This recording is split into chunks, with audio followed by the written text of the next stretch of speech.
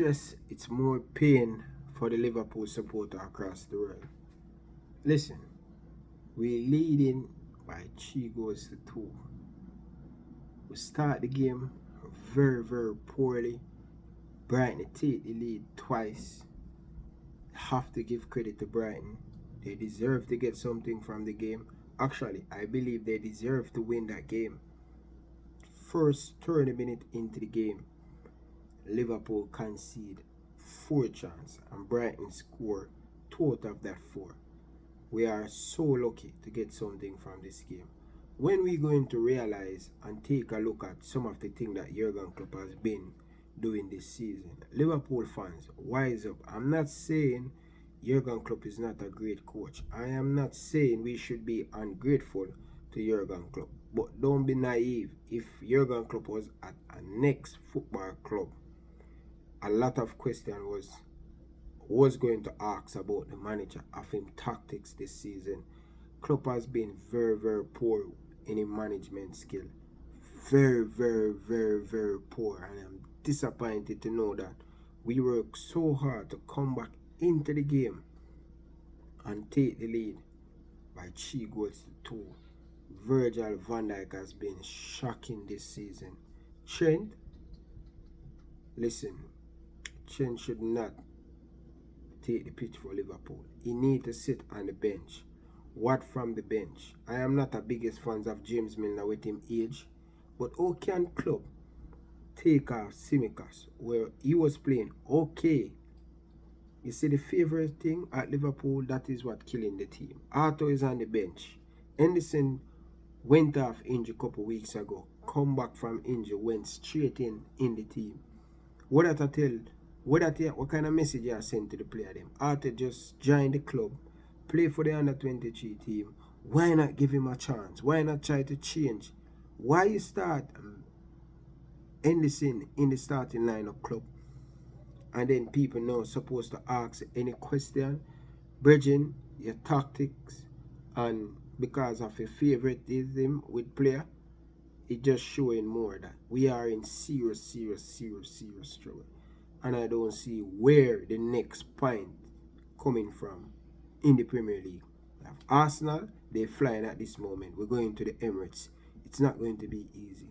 They probably tear us apart. Alright? We have Man City. I think City going to win. We have West Ham. So our next 3 Premier League game, I don't see where we're going to get the points from. It's going to be difficult for us to get points from them 3 games there. But this is Liverpool. Anything can happen. But the way we're playing right now, our next 5 games, 2 in the Champions League, I expect us to beat Rangers, home and away. But in the Premier League, I have no confidence in this Liverpool team. Fabinho, like, he's so tired. His legs is dead. Klopp continue playing the same player them over and over and expect to get results. Salah has been shocking. Can you pay 85 million for a striker, right? And no, Nunes is not in great form. I know him have a lot of disappointed and ups and downs this season. But Salah has been playing dog shit the whole season. And Klopp continue to make him play 90 minutes. And you're giving one of your most expensive player 5 minutes to do what, Klopp? This is ridiculous now. I'm tired. It's so stressing to watch Liverpool this season. Only Liverpool can compete in for 4 titles last season and come back this season and playing like this. Players have to take responsibility. Klopp has to take responsibility of the lack of signing in the summer window, and we're paying the price at this moment. Listen, I said it and I'm going to say it again. It's going to get worse and worse and worse and worse and worse for Liverpool. I am really stressed, and it's difficult to know that I am going to play Arsenal, and I can tell you that I know Liverpool starting lineup.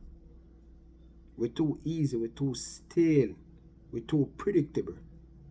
Wise up, Liverpool fans. It's going to be a difficult season. Let's see what's going to happen in the coming days in the Premier League. Anyway, check out the full press conference, or I said the full post-match on the Ryan LFC Extra channel. Peace out. Okay, guys, just going to give you a quick chat and a quick analysis of the 3-3 draw at Anfield today between Liverpool and Brighton. I was hoping Liverpool could brighten up my weekend, but it has not happened. Hat-trick from Trossard. I mean, I think he's the only third player in Premier League history to get a hat-trick at Anfield.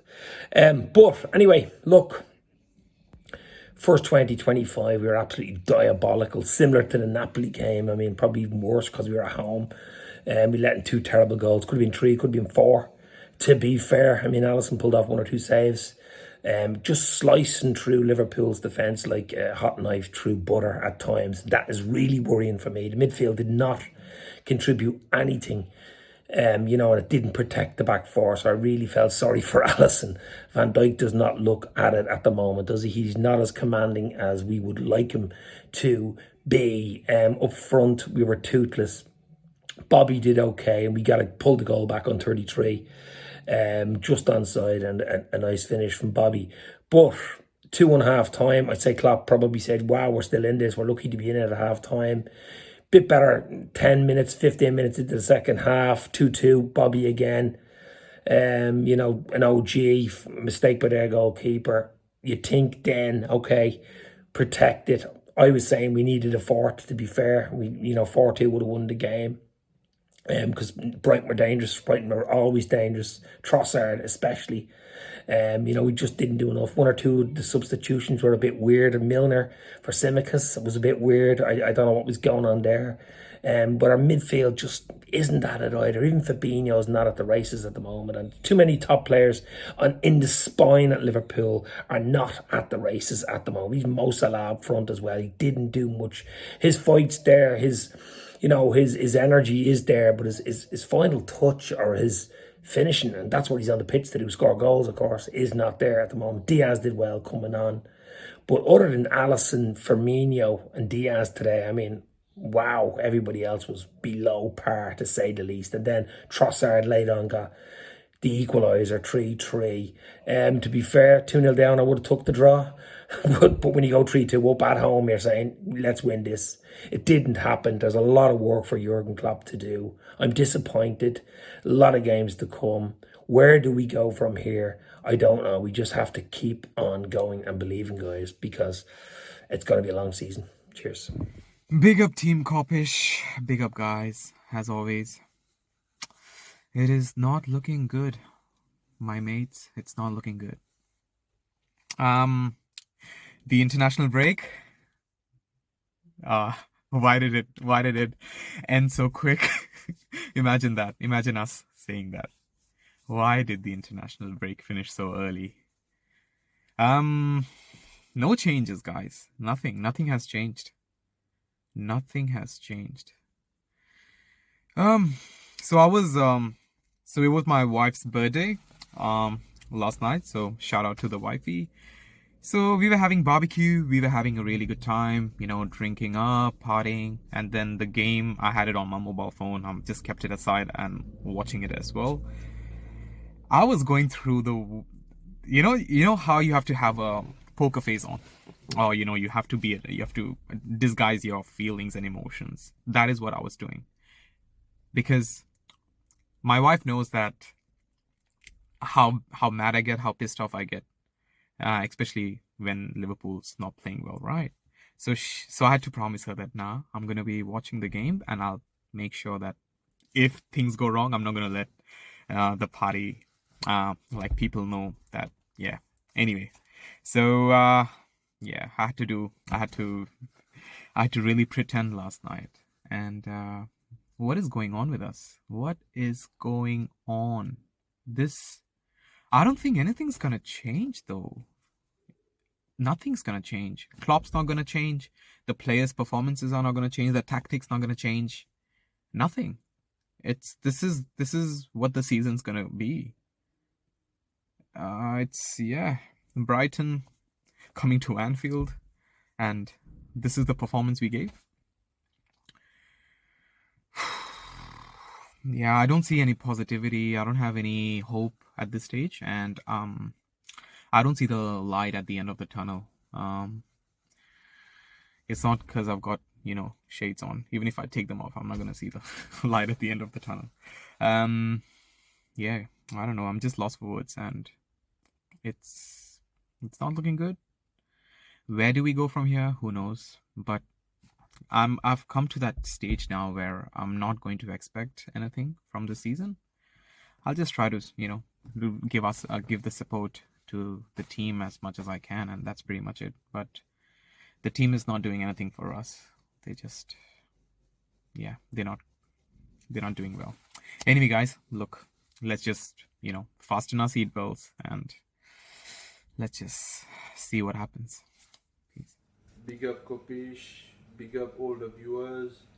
Make sure you subscribe and like the video, and let's move. It's not easy to come off a game like this.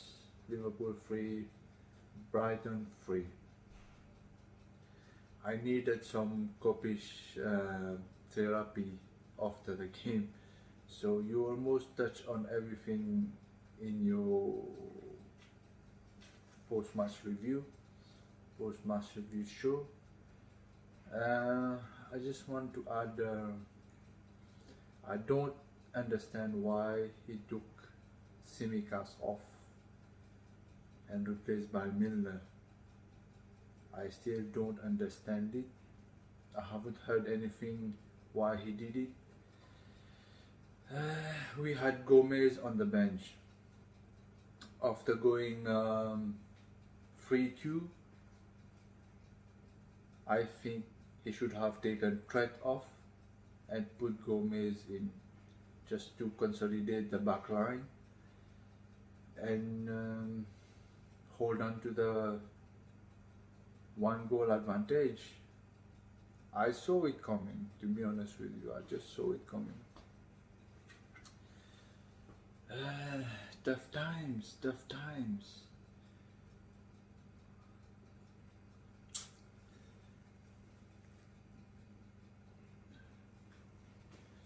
Three players who contributed to our success: Minamino, Origi, and Mane. All of them should have not left the club in one window. Three, you know how many goals contribution, how many attack contribution is gone, taking those three out. That's why we are struggling, Anyway, let's hope things get better. We move. How's it going, Kopish? I have a cold and I didn't actually watch the whole match yesterday because it clashed with Celtic, who I also support. But yeah, so that's obviously that's the time to do a viewer's review, isn't it? Basically, the reason I feel like I can say something about it is because I've wanted to say something about the team structurally for quite a while, and also having mentioned Celtic before. When you support both teams and watch both teams regularly, I feel as if Liverpool are trying to... Sorry, I just finished a cup of tea. Liverpool are trying to do a version of what Celtic do, and it kind of stems from... It's a little similar to the Man City system as well, with some differences like in what the wingers do. But I'll try and keep it like in a nutshell and not go into too much detail about Celtic. But basically, we, Celtic, have been playing in a system where you invert the fullbacks, you have a holding, or not holding, but like a deep line midfielder in Callum McGregor, who is super energetic and comes to collect the ball and get it moving forward quickly, sets the pace of the game. He has to dictate the pace of the game. If he's missing, you really notice the drop off in the pace of the build up. You've got just ahead of him two other centre mids who drift wide, and then the wingers actually stay quite wide as well. So the inverted fullbacks are the ones occupying a lot of the central space. there's just a lot of movement going on all the time. Basically, you need dynamic young players to do it. And in Celtic's case, the main striker is Kyogo, who recently it's become a bit of like a Haaland thing, where he's standing offside until one of the wingers or fullbacks or even centre mids will reach the byline, because the build-up play is so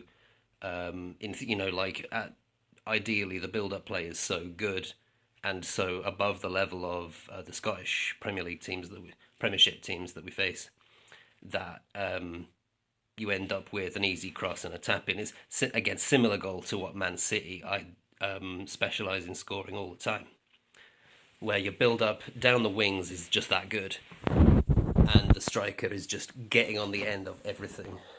We've also got Giakoumakis on the bench, who's more of like a target man slash hold up kind of a guy. But yeah, that's another matter.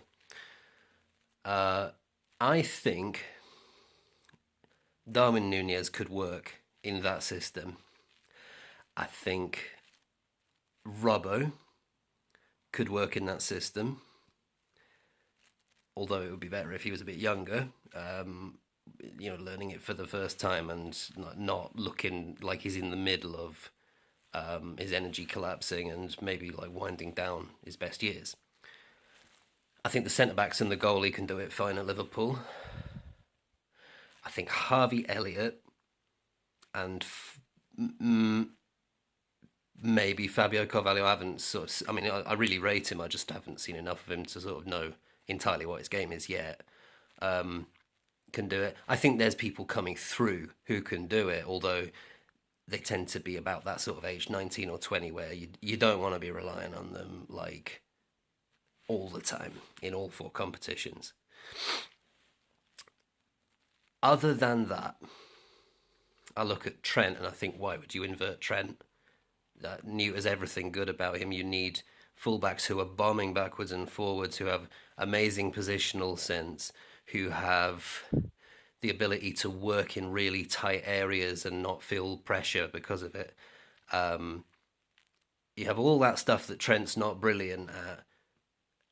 And I mean, like, just the general sort of, like, the basics of defending. I know he sort of can do it, and there's the ongoing debate about whether he chooses not to, or like he's getting worse at it because he doesn't believe in the system or something. But on top of all that, Trent's obviously number one strength is the best crosses in the world, probably, or it's between him and De Bruyne and like one or two others, maybe James Ward-Prowse. But yeah, it's like, why would you neuter that ability, the generational crossing ability, by putting him really central? And I think Trent understands that, and he's feeling like, why am I being asked to do this? It's stupid. Midfield, it goes without saying that the old midfielders, they were never the quickest. They're certainly not the quickest now. And Hendo can do, like, he could still have a go at doing the sort of role McGregor plays for Celtic, which is come really deep, collect the ball, turn, set the pace, everything like that in the six. If he's able to do it effectively at like latter Champions League stages level and do everything else that comes with being a six, I don't know. And if he can, this is the last year he can do it, because I cannot believe that he would be able to for much longer. Fab is nowhere near mobile enough to play in that formation.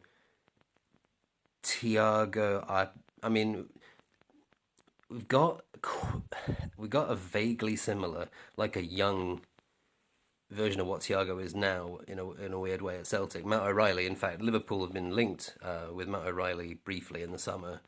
O'Reilly's really good. I rate him as a technician very highly. He's 21, but he's been having to work on physicality and stuff because compared to the other two starting mids, McGregor and Rio Hatate, he's not able to track back as effectively. He's not as dynamic, all of that stuff. And he recognises, I'm 21 and I want to get to the top, and to fit into this system, especially now Celtic are in the Champions League, I need to get fitter and get quicker and all of that stuff. And that's possible for a 21-year-old. I mean, in Thiago's case, he actually covers ground reasonably well, but he's not going to get more, way more dynamic. And as you were saying yesterday, his technique is so good. And his legs are so frail, unfortunately. They just seem to fall apart at the slightest knock. You don't really want Thiago charging around that much, ideally. You want to be using him more against a low block and things maybe in a double pivot, as you said yesterday. So there's that, I think. And then the biggest thing of all for me probably is the absolute madness of keeping Salah wide on the right, especially with Trent underlapping. It's such a weird combination. You've got a guy who is one of the best in the world over the last, however long it's been since wingers began cutting inside. I think maybe Robin or someone was among the first to do it. But you've got someone who is, again, generational at that. And now his role is to stay really wide on his weaker foot. And because of the confusion and lack of dynamism and lack of people switching positions like they did in the Gegenpress, he's doing the Salah thing of running into big crowds of people, and it's really easy for the defences to put a load of guys on him. Because what have you got in the centre to deal with? You've got, not Darwin most of the time now, it seems, but you've got someone whose role is kind of nominally to, not to occupy people in the same way. This is possibly why Bobby's thriving, because he's at least sort of giving them something to think about, his sort of unpredictable positioning and stuff. And Diaz, I think, kind of similar. I don't know why you'd keep him, again, really wide, on his weaker foot. It's do you want to switch their flanks? Put Salah on the left, so he can whip crosses in on his stronger foot for Darwin to head in, or Jota to head in, because he's a very good header. It seems, again, a pretty chronic waste of talent, but that it might function better than what we're doing. So it's as much a Celtic review as a Liverpool one. I hope that's not felt like a total waste of 10 minutes. But basically, anything that people say, including Drift yesterday, which I usually agree with Drift, but I think the thing about Harvey not being yet good enough to play for Liverpool, a year ago he was one of the best midfielders in the team. And he was 18 then. He's come back from the injury. I don't think he's a worse player for the injury. I think he's recovered his personal sort of fitness and confidence fine. It's just that he's in a non-functioning team now. And he's got the same personnel just behind and ahead of him in Trent and Salah. And they were working fine together at the start of last season. So anytime it's like an individual people argument, there's been so many different targets of it, this person's underperforming, that's why Liverpool aren't doing well. The squad needs a rest. All of this. Such and such person will get back into form and then Liverpool will tick. It's not going to happen with these personnel in this system. It will not happen. I think, in terms of how to fix it, I mean, I'm on the point now of not really knowing why we've persisted even this long with it. It's so obviously fucked. Like, first game of the season, I looked at it and thought, well, this isn't going to be a very good season. If we're playing like this, it's going to be a struggle to get top 4. I mean, that's after watching pre-season matches as well. There was a lot of alarm bells there as well. But I don't like, maybe the 4-2-3-1 you mentioned could be an idea. I've not seen enough of it to really know. The only other thing I do know in terms of like intimate familiarity with the formation is the old gegenpress, and obviously the personnel for that are all a year older than they were, and Mane is gone. Although I think Diaz is basically the Mane regen. I think he's a great signing. If you go back to the gegenpress and hope to squeeze one more year out of the same personnel, I think that means you write off Nunez as a stupid signing, because he will not fit that system. He won't make any sense in that formation. So I don't think that will happen, because they've sunk 65 to 80 mil on Nunez, and I don't think they're ready to say we made a mistake. I don't think Nunez is a bad player. It's not really his fault he's been chucked into all this. I think the signing is unsuited to Liverpool, unfortunately. Again, I cannot see, unless there's like in January, unless we sign like 8 upgrades on players we have for the roles in the kind of Man City or Celtic style, and then we play Nunez at the head of like a functioning version of that. I can't see how it's going to work. The overhaul it would need is too huge. So yeah, it's either 4-2-3-1 or we go to some godforsaken shit like 3 at the back, and I don't even want to think about that. So yeah, it's structural. We're fucked. We've got Rangers on Tuesday, and they're a limited team. Celtic beat them 4-0 a month ago. It's the last time we actually played well. They also just have one type of goal that they score, which is fullback spam crosses into the box, and Antonio Chola gets on the end of it and heads it in. And this works very well against SPFL defences generally. It has not worked in Europe this season so far in the 2 match. Oh, well, it did in the qualifiers for the Champions League, actually. But in their qualifiers, they seem to face teams whose goalies just chuck the ball in the net like 3 matches in a row, which kind of helps. Their run in Europe last season, I will say they came up against a lot of teams with very good individual players who something was like absolutely stinking in their dressing room. And that sounds worryingly familiar, doesn't it? So, yeah, I'm quite nervous. As a Rangers hater and fan of Liverpool, yeah, the next week and a bit could be interesting. I think we should still have too much for them. They're not a great team. They've got a very aging squad as well. As for the Arsenal and Man City games, just God help us, man. God help us.